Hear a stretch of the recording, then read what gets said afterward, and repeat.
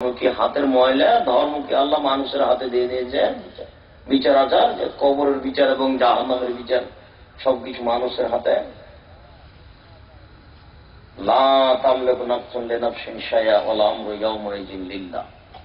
বিচারের মাঠে এমন একদিন মাঠ, যেদিন কোন মানুষের কোন কাজে আসবে না।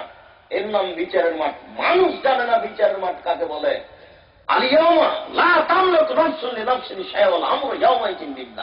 বিচারের মাঠ এমন একটা মাঠ যেদিন কোন মানুষের কোন কাজে আসবে না। মানুষ তো দূরের কথা, ইব্রাহিম আলাইহিস সালাম টিকবেন না। বিচারের মাঠ আপনাকে কি দিয়ে বুঝাবো বিচারের মাঠ কাকে বলে? মানুষ তো দূরের কথা, যেখানে ইব্রাহিম আলাইহিস সালাম টিকতে পারেন না, সেটা কত কঠিন জায়গা কে বুঝে? সেটা কে জানে? সেটা মানুষ কে দাম দেয় আল্লাহকে, কে দাম দেয় রাসূলকে, কে দাম দেয় কোরআন মাজিদকে? কোরআন মাজিদ এখানে একটা সুন্দর কাপড় দিয়ে জড়ানো হয়েছে, তাকে শুধু সুন্দর কাপড় দিয়ে জড়িয়ে রাখা হয়েছে। কোরআন মাজিদ একটা বিধান বই, এটা পড়তে হবে।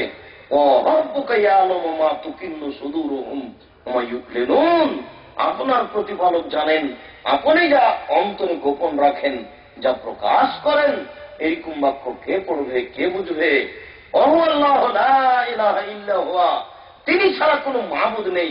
লাহুল হামদু ফিল উলা ওয়াল আখিরা, প্রশংসা তার শুরুতে, প্রশংসা তার শেষে। ওয়ালাহুল হুকমু ওয়া ইলাইহি তুরজাউন, ফয়সালা তারই চূড়ান্ত।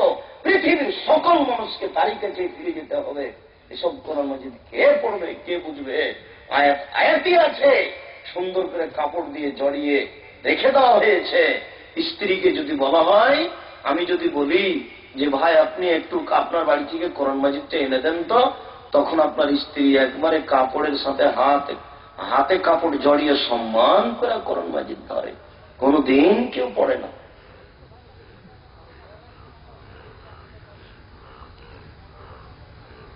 কে বুঝবে, কে পড়বে?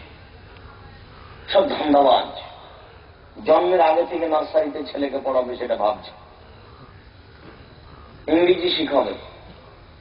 14 গোষ্ঠীর কালে ইংরেজিও শিখেনি, ওকে বলে ইংরেজি শিখাবে অনেক ছেলেকে। দেখুক, অনেক ছেলেকে ইংরেজি শিখাবে। মাইকেল মধুসূদন দত্ত কোথায় ইংরেজি শিখেছিল? আশ্চর্য।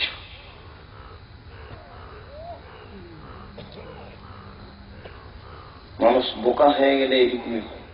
বিদ্যা যখন উঠে যায় তখন এইভাবেই উঠে যায়।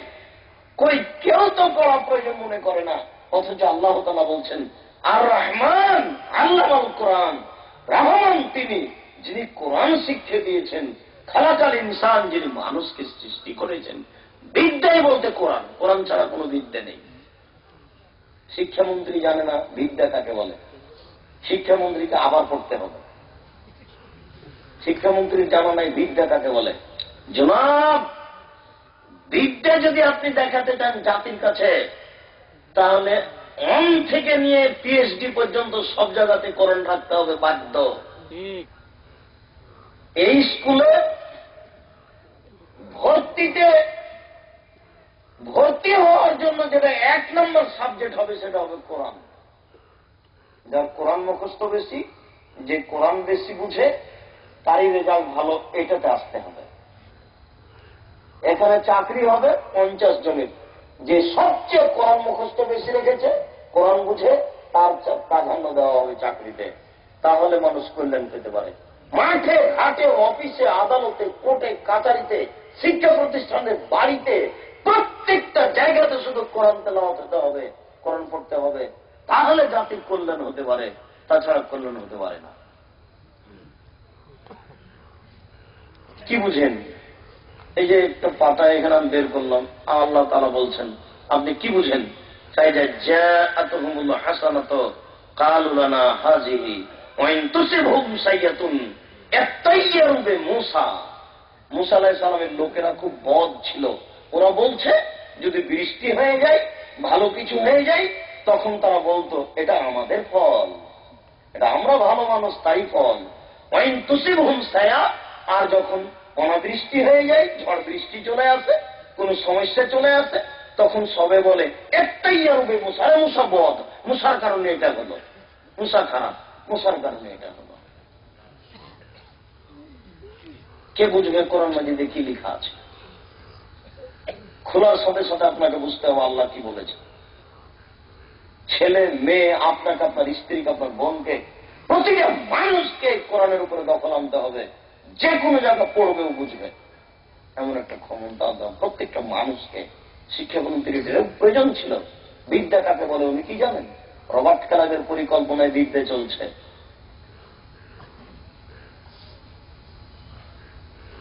আল্লাহকে মান্য করুন, রাসূলের আনুগত্য করুন, তাহলে ইবাদত টিকবে, তাছাড়া টিকবে না। কেউ বুঝে না আল্লাহকে মান্য করা কি আর রাসূলের আনুগত্য করা কি। এদেশের নেতা নেত্রী, নারী পুরুষ কেউ বুঝে না, একজন সামান্য।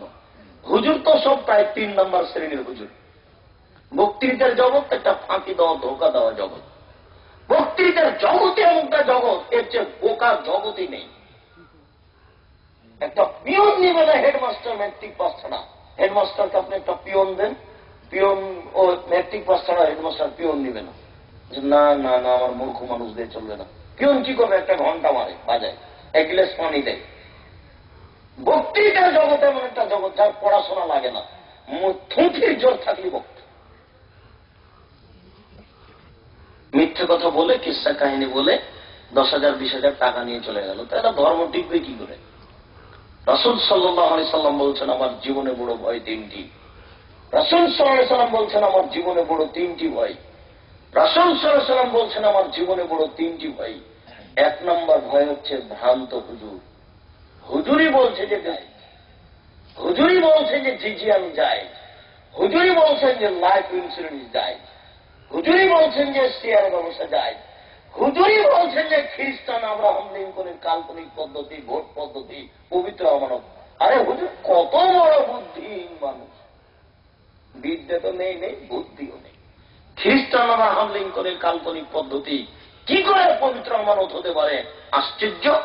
এদিকে ব্যারিস্টার দাঁড়িয়েছে আর এদিকে একজন মুচি মেথর দাঁড়িয়েছে। ব্যারিস্টার পেয়েছে 100টি ভোট আর মুচি পেয়েছে 101টা ভোট। বলেন তো কে মন্ত্রী হবে? মুচি হবে। এর চেয়ে নোংরা নীতি আছে দুনিয়াতে? তোমার বুদ্ধি আছে, তোমার বুদ্ধি হলো তোমার বিদ্যা নেই। ইসলাম ইলেকশন মানে না, ইসলাম মানে সিলেকশন। ইসলাম ইলেকশন মানে না, ইলেকশন হচ্ছে খ্রিস্টান আব্রাহাম লিঙ্কনের কাল্পনিক পদ্ধতি, আর সিলেকশন হচ্ছে নবীর পদ্ধতি। নেতা নির্বাচন করতে হবে। এদেশের 10 জন বড় পণ্ডিত, বিদ্যা রাখে, বুদ্ধি রাখে, এরকম পণ্ডিত এক জায়গাতে বসে একজনকে নেতা নির্বাচন করবে। এটা হলো সিলেকশন।